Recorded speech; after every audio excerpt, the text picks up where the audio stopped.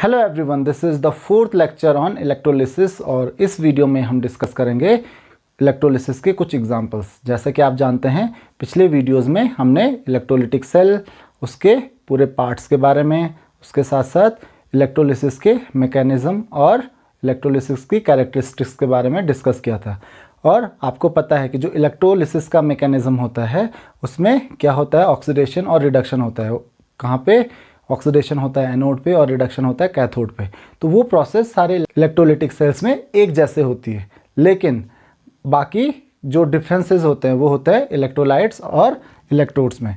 तो अब आपको ये जानना है कि आपको क्या क्या याद रखना है, क्योंकि आपको पता है इलेक्ट्रोलिसिस में डीसी ही यूज़ होगी, वो सारे इलेक्ट्रोलिसिस में डीसी ही यूज़ होगी। आप कितने भी एग्जांपल्स देख लो, क्योंकि एसी हम यूज़ कर नहीं सकते हैं।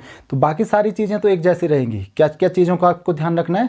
तो जो पॉइंट्स आपको ध्यान में रखना है किसी भी इलेक्ट्रोलिसिस के प्रोसेस में, किसी भी इलेक्ट्रोलिसिस के एग्जाम्पल्स में, वो हैं: पहला, इलेक्ट्रोलाइट्स आप जो यूज़ करते हो। देन इलेक्ट्रोड्स कौन से यूज़ कर रहे हो आप, कैथोड कौन से मटेरियल का है, एनोड कौन से मटेरियल का है। और तीसरा, जो रिएक्शंस हो रही हैं, एनोड पे कौन सी रिएक्शन हो रही है और कैथोड पे कौन सी रिएक्शन हो रही है। तो ये तीन चीज़ें आपको ध्यान में रखनी है। पहला कि इलेक्ट्रोड्स कौन कौन से हैं, कैथोड और एनोड। दूसरा, इलेक्ट्रोलाइट कौन से सब्सटेंस यूज़ कर रहे हो आप एज एन इलेक्ट्रोलाइट। और तीसरा, कौन सी रिएक्शन हो रही है कैथोड पे और कौन सी रिएक्शन हो रही है एनोड पे। तो ये तीन चीज़ें आपको बहुत अच्छे तरीके से ध्यान में रखनी है। जो इलेक्ट्रोलाइट होगा, इलेक्ट्रोलाइट तो वही सब्सटेंस होगा जिसका आप इलेक्ट्रोलिसिस करते हो। फॉर एग्जांपल, हमारे पास पहला है electrolysis of molten lead bromide. तो इलेक्ट्रोलाइट कौन हो जाएगा यहाँ पे? Molten lead bromide. तो मैंने जैसा कि आपको बताया, सबसे पहले आपको पता करना है इलेक्ट्रोड कि इलेक्ट्रोड कौन से मटेरियल से बने हैं। तो आपको पता है दो इलेक्ट्रोड्स होंगे, पहला है कैथोड। तो कैथोड किस चीज़ का बना है यहाँ पे? ग्रेफाइट, क्योंकि हम मोल्टन लेड ब्रोमाइड के लिए यूज़ कर रहे हैं। तो कैथोड होगा ग्रेफाइट का और एनोड भी होगा ग्रेफाइट रॉड। तो आप यहाँ पे देख सकते हो क्लियरली, ठीक है। जब हम हीट करते हैं, मेल्ट होता है और उसमें कैथोड और एनोड दोनों ग्रेफाइट के ही आपको यूज़ करने हैं। दूसरी चीज़ जो आपको बोला गया है ध्यान रखने के लिए, दैट इज़ इलेक्ट्रोलाइट। तो इलेक्ट्रोलाइट तो वही सब्सटेंस होगा जिसका आप इलेक्ट्रोलिसिस कर रहे हो, that is molten lead bromide. तो इलेक्ट्रोलाइट में तो कोई प्रॉब्लम नहीं है, that is molten lead bromide. The third thing that you have to remember is reaction at electrodes. तो रिएक्शन से पहले हमको पता है कि जो लेड ब्रोमाइड का फॉर्मूला होता है दैट इज PbBr2, यही होता है। और जब इसको आप मेल्ट करोगे तो ये फॉर्म करेगा lead ion, that is Pb2+ and Br minus ion. तो ये चीज़ आपको ध्यान रखनी है। और रिएक्शन जो होगी at cathode, reaction at cathode पे कौन सी रिएक्शन होगी? कैथोड पे जो पॉजिटिव आयंस होते हैं, आपको पता है पॉजिटिव आयंस कैथोड की तरफ माइग्रेट करते हैं और नेगेटिव आयंस एनोड की तरफ माइग्रेट करते हैं। और कैथोड पे क्या होता है? ये जो पॉजिटिव आयंस होते हैं वो इलेक्ट्रॉन्स गेन करते हैं और वहाँ पे न्यूट्रलाइज हो जाते हैं। तो रिएक्शन क्या होगी कैथोड पे? जो Pb2+ आयन होगा वो दो इलेक्ट्रॉन्स गेन करेगा और फॉर्म करेगा Pb। तो क्या होता है यहाँ पे? रिडक्शन। कैथोड पे तो हमेशा रिडक्शन ही होता है, गेन ऑफ इलेक्ट्रॉन। और रिएक्शन एट एनोड पे कौन सी रिएक्शन होगी? तो एनोड की तरफ कौन माइग्रेट करेगा? Br-। तो क्या होगा? 2 Br- आयंस विल माइग्रेट और फॉर्म करेंगे दो ब्रोमीन के एटम्स और दो इलेक्ट्रॉन्स लूज करेंगे। तो ये क्या हो गया? ऑक्सीडेशन। अब आगे क्या होगा इसमें? अब ये जो दो ब्रोमीन के एटम्स होंगे ये कंबाइन होंगे और फॉर्म करेंगे ब्रोमीन मॉलिक्यूल। तो यहाँ पे आपके पास एक और क्वेश्चन पूछा जा सकता है कि कैथोड पे आपको कौन सा सब्सटेंस मिलता है, कौन सा प्रोडक्ट मिलता है, और एनोड पे कौन सा प्रोडक्ट मिलता है। तो कैथोड पे आपको क्या मिल रहा है? लेड मेटल कैथोड पे डिपॉजिट हो रहा है। और एनोड पे कौन सा प्रोडक्ट मिल रहा है? एनोड पे आपको मिल रहा है ब्रोमीन। तो ये क्वेश्चन भी आपको पूछा जा सकता है। तो बस ये तीन चीज़ें आपको ध्यान में रखनी है: इलेक्ट्रोड्स कौन से हैं, इलेक्ट्रोलाइट कौन सा है, और रिएक्शन क्या हो रही है कैथोड और एनोड पे।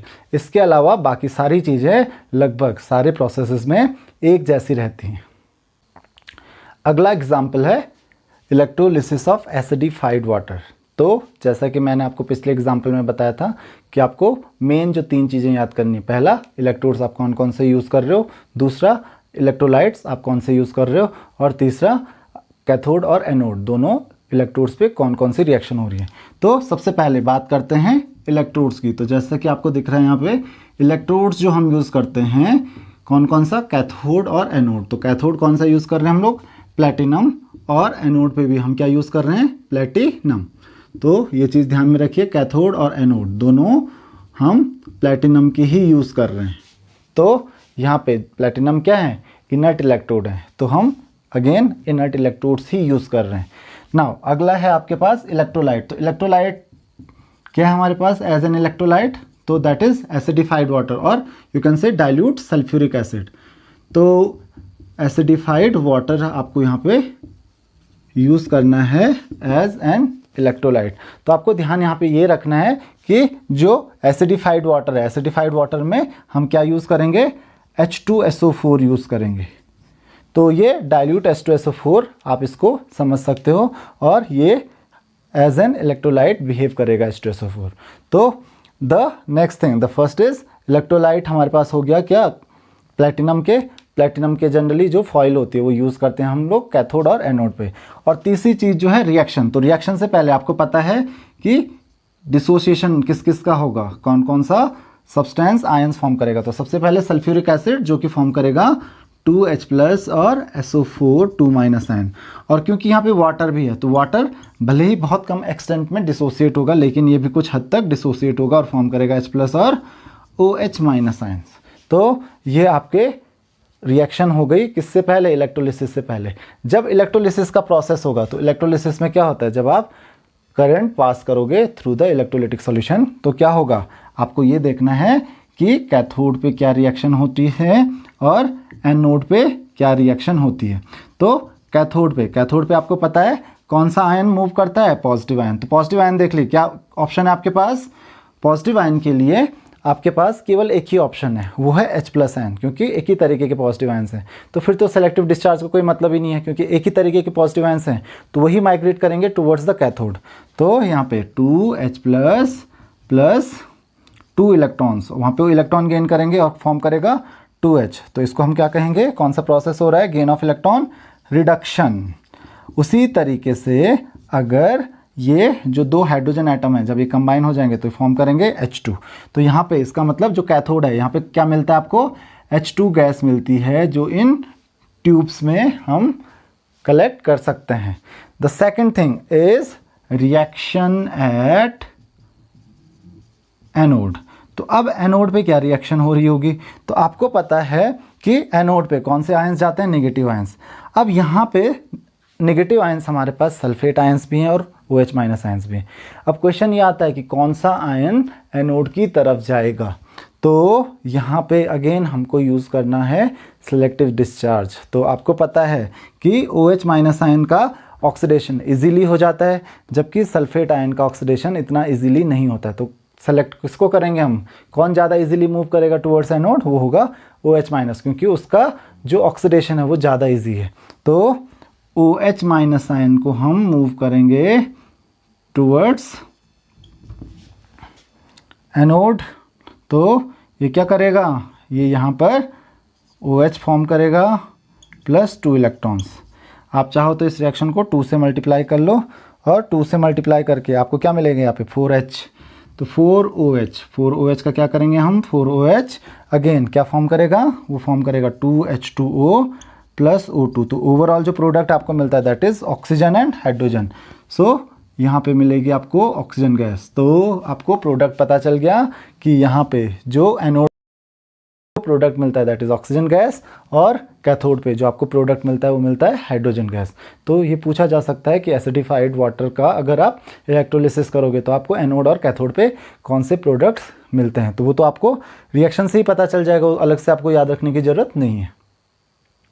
एक और एग्जाम्पल हम देख लेते हैं, वो है electrolysis of copper sulphate solution using copper electrodes. तो कॉपर इलेक्ट्रोड्स को यूज़ करके हम कॉपर सल्फेट का इलेक्ट्रोलिसिस कैसे करेंगे। तो सबसे पहली चीज़ जो कि मैंने आपको हर केस में बताई है कि आपको याद रखना है, इलेक्ट्रोड्स किस चीज़ के बने हुए हैं। तो हमारे पास 2 इलेक्ट्रोड्स हैं यहाँ पे, कैथोड किस चीज़ का बना हुआ है हमारे पास, कॉपर का। दूसरी चीज़ हमको क्या याद रखनी है, एनोड भी किस चीज़ का बना हुआ है, कॉपर का। तो ये बात तो कंप्लीट हो गई। दूसरी चीज़ आपको क्या याद रखना है, इलेक्ट्रोलाइट। तो इलेक्ट्रोलाइट, इलेक्ट्रोलिसिस किसका कर रहे हैं, कॉपर सल्फेट सॉल्यूशन का। तो इलेक्ट्रोलाइट कौन हुआ, कॉपर सल्फेट हुआ। तो इलेक्ट्रोलाइट हो गया हमारा कॉपर सल्फेट। तीसरी चीज़ जो आपको बताई है वो क्या है, रिएक्शन क्या क्या होंगी इलेक्ट्रोड्स पे, मीन्स कैथोड पे और एनोड पे। रिएक्शन से पहले हमको क्या ध्यान में रखना है कि डिसोसिएशन के टाइम पे क्या होता है। तो आपको पता है कॉपर सल्फेट जो है वो डिसोसिएट होता है Cu2+ एंड SO4 2- सल्फेट और कॉपर आयन में। और वाटर का भी आपको पता है, वाटर का डिसोसिएशन होता है, ये H+ और OH- आयन्स फॉर्म करते हैं। अब आपको पता है कि रिएक्शन कैसे होगी कैथोड और एनोड पे। तो मैं देख लेता हूं यहाँ पे रिएक्शन एट कैथोड क्या होगा कैथोड पर। तो ये आप देख सकते हो हमारे पास दो ऑप्शन है यहाँ पे कैथोड के लिए। आपको पता है कैथोड की तरफ पॉजिटिव आयन जाता है, पॉजिटिव आयन हमारे पास दो हैं, Cu और H, कॉपर और हाइड्रोजन आयन। अब कॉपर आयन जाएगा कैथोड की तरफ या हाइड्रोजन, वो डिपेंड करता है प्रेफरेंशियल डिस्चार्ज पे। तो किसको प्रेफरेंस मिलेगी, कॉपर को मिलेगी। क्यों, क्योंकि कॉपर ज़्यादा इजीली डिस्चार्ज हो जाता है एज कम्पेयर टू हाइड्रोजन। और यहाँ पे कॉपर आयन क्या करेगा, 2 इलेक्ट्रॉन्स गेन करेगा और फॉर्म करेगा कॉपर। तो यहाँ पे डिपॉजिट हो जाएगा कॉपर। तो यहाँ पे हमारा रिडक्शन का प्रोसेस हो गया। अगर हम बात करें रिएक्शन एट एनोड की, कि एनोड पे क्या रिएक्शन होगी, तो ये एक बहुत ही अलग केस है, क्योंकि आप यहाँ पे यूज़ कर रहे हो कॉपर इलेक्ट्रोड। और आपको पता है कॉपर के जो इलेक्ट्रोड्स होते हैं they are active electrodes. Active electrodes की मैंने आपको डेफिनेशन बताई थी कि एक्टिव इलेक्ट्रोड्स क्या होते हैं। एक्टिव इलेक्ट्रोड्स वो इलेक्ट्रोड्स होते हैं जो इलेक्ट्रोलिटिक रिएक्शन में पार्टिसिपेट करते हैं, मतलब इनका भी पार्टिसिपेशन होता है। तो आपको यहाँ पे ये जरूर लग सकता है, होगा तो अभी भी ऑक्सीडेशन ही, आपको यहाँ पे ये जरूर लग सकता है कि सल्फेट या OH- आयंस में से कोई डिस्चार्ज होगा, लेकिन एक्चुअल में इन दोनों से कोई भी डिस्चार्ज नहीं होता है।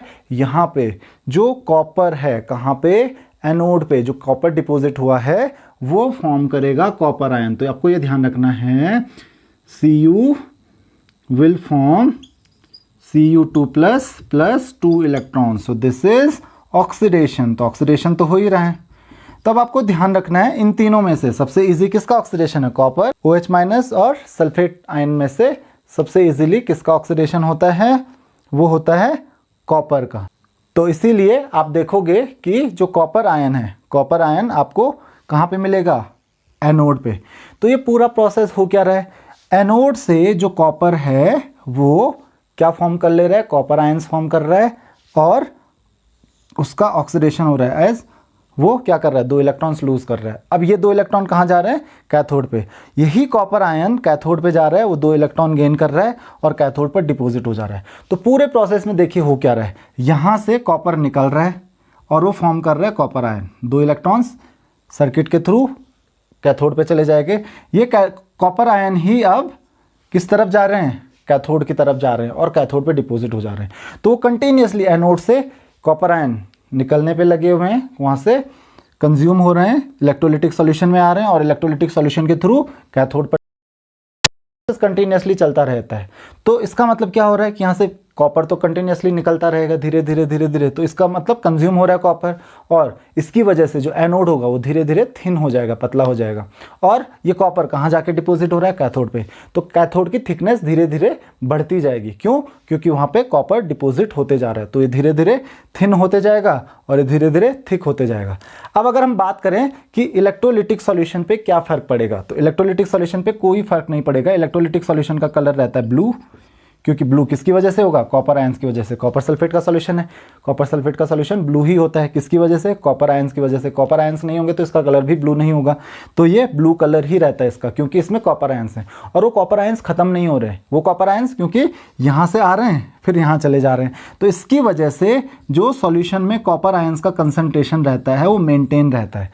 कॉपर आयंस कम नहीं पड़ते हैं सॉल्यूशन में, क्योंकि कॉपर आयंस कंटिन्यूसली जनरेट हो रहे हैं। यहाँ पे कॉपर आयंस फॉर्म हो रहे हैं कॉपर से, तो ये सॉल्यूशन में आएंगे और कैथोड की तरफ चलते जाएंगे और इसकी वजह से कॉपर हमारे पास इनफ होता है और कॉपर आयंस का कंसंट्रेशन चेंज नहीं होता है सॉल्यूशन में और इसका कलर एज इट इज़ रहता है। तो आपको पूछा जा सकता है कि ऑब्जर्वेशन क्या क्या हैं आपकी जब इलेक्ट्रोलिसिस हो रहा है कॉपर सल्फेट का बाय यूजिंग कॉपर इलेक्ट्रोड्स। तो आपको 3 ऑब्जर्वेशन ध्यान में रखने हैं। पहला, जो एनोड होगा वो कंज्यूम होता जाएगा तो वो थिन होता जाएगा।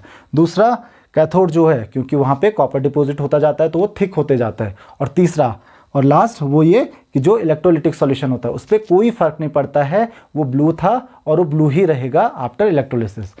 अगर एक और क्वेश्चन आपके पास आया तब आप क्या करोगे? क्वेश्चन क्या है कि अगर हम जो इलेक्ट्रोड्स हैं, एनोड ही, वैसे कैथोड आप कोई भी यूज़ करो उससे ज़्यादा फर्क नहीं पड़ेगा, बट अगर एनोड ही है, चलिए मान लेते हैं, अगर एनोड आप कॉपर की जगह यूज़ करते हो ग्रेफाइट, तब क्या होगा?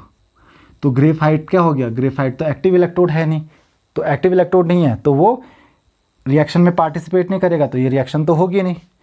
ये होगी, ये ध्यान रखना, ये रिएक्शन तो होगी क्योंकि ये कॉपर आयन तब कहाँ से जाएगा?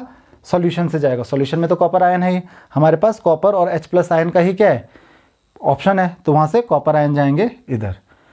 लेकिन जो एनोड की रिएक्शन होगी वो चेंज हो जाएगी क्योंकि अब यहाँ पे एनोड पे कॉपर तो है नहीं कि जो कॉपर का क्या होगा? ऑक्सीडेशन होगा। कॉपर इलेक्ट्रॉन वहाँ पे लूज नहीं करेगा, तो वहाँ पे कौन इलेक्ट्रॉन लूज करेगा? अब 2 ऑप्शन हैं आपके पास, या तो सल्फेट या तो OH-, और आपको पता है इन दोनों में से कौन जाता है? OH-। तो फिर OH- आयन जाएगा, फॉर्म करेगा OH+ 2 इलेक्ट्रॉन्स, आप चाहो तो 2 से मल्टीप्लाई कर लो इसको, राइट। तो ये फॉर्म कर लेगा 4OH, अगेन अभी हमने देखी थी ये रिएक्शन 2H2O + O2। तो अब जो रिएक्शन होगी कहाँ पे? एनोड पे, वो ये हो जाएगी। किस केस में? अगर हम यहाँ पे एक्टिव इलेक्ट्रोड की जगह इनर्ट इलेक्ट्रोड यूज़ करते हैं। तो ये क्वेश्चन भी पूछा जा सकता है कि अगर कॉपर की जगह इनर्ट इलेक्ट्रोड यूज़ करेंगे तो क्या होगा। दूसरी चीज़, एक और चेंज आएगा और वो ये होगा कि इस कॉपर सल्फेट का जो ब्लू कलर है वो धीरे धीरे फेड होता जाएगा। अब धीरे धीरे फेड क्यों होता जाएगा? क्योंकि आपको पता है इसका जो ब्लू कलर है वो किसकी वजह से है? कॉपर आयंस की वजह से। कॉपर आयंस तो अब रहे नहीं, क्यों नहीं रहे? क्योंकि कॉपर आयंस क्या करेंगे? धीरे धीरे किसकी तरफ जाते रहेंगे? कैथोड की तरफ। अब उस समय तो कैथोड आयंस की तरफ जो कॉपर जा रहा था वो कहाँ से आ रहा था? वो एनोड से आ रहा था क्योंकि एनोड कॉपर का बना हुआ था और वही कॉपर आयंस प्रोड्यूस कर रहा था, तो कॉपर आयंस वहीं से यहाँ चले जा रहे थे। तो इसकी वजह से सॉल्यूशन में कॉपर आयंस की कोई कमी नहीं हो रही थी। अब जो कॉपर आयंस जा रहे हैं वो कहाँ से जा रहे हैं? सॉल्यूशन से ही जा रहे हैं। तो सॉल्यूशन से ही जा रहे हैं तो एक टाइम तो ऐसा आएगा कि धीरे धीरे कम पड़ते जाएंगे कॉपर आयंस और धीरे धीरे खत्म भी हो जाएंगे। तो उसका कलर क्या होगा? पहले धीरे धीरे फेड होता रहेगा और फिर पूरा ब्लू कलर खत्म हो जाएगा। तो ये डिफरेंस होता है अगर आप एक्टिव इलेक्ट्रोड्स यूज़ करते हो और इनर्ट इलेक्ट्रोड्स यूज़ करते हो। अगर हम एक्टिव इलेक्ट्रोड्स यूज़ करेंगे तो ये सारे प्रोसेसेस होंगे, और अगर इनर्ट इलेक्ट्रोड यूज़ करेंगे तो केवल एनोड की रिएक्शन चेंज होगी और सॉल्यूशन का कलर चेंज हो जाएगा। तो इस चीज़ का आपको ध्यान रखना है। So this is all in this lecture. अगर आपको किसी भी टॉपिक में कोई भी डाउट है तो आप मुझे कमेंट बॉक्स में क्वेश्चन पूछ सकते हैं। Thank you very much.